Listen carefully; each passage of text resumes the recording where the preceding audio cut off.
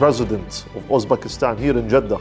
And I believe from a government to government relationship, they put the milestones for us as a private sector to try to take advantage of the bilateral relationships that is existing between the two countries. And we look forward to have our equipments and our products in your states of Fergana and the rest of Uzbekistan.